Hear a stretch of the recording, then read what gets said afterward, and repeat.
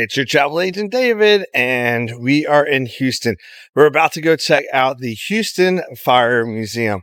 Pretty excited about it. I've been to several fire museums, and I always enjoy seeing the historical past brought to today's present. So let's go check it out.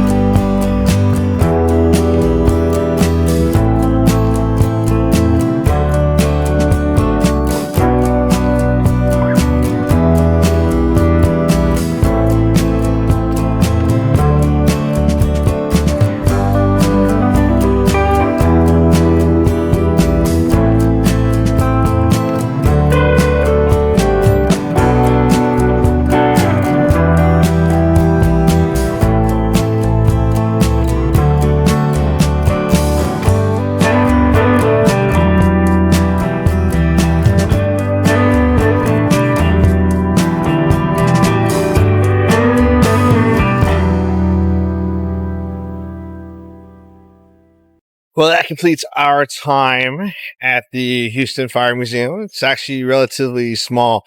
Now, one thing I didn't show you in there because it's full of kids and I don't like recording people's kids is there is a section in the back right of the museum that's dedicated just to kids. Fire safety related kind of things, what a smoke alarm sounds like, how to move through fire, be below the smoke and everything. So that was really cool as well. Now, another thing, I don't know if you saw the section in there about the 9/11 tribute, but one of the firefighters killed there, his brother joined the fire department here in Houston in honor of him. And that bunker gear was a set of his brother's bunker gear, and he donated it to the fire museum. So I think that's a good tribute.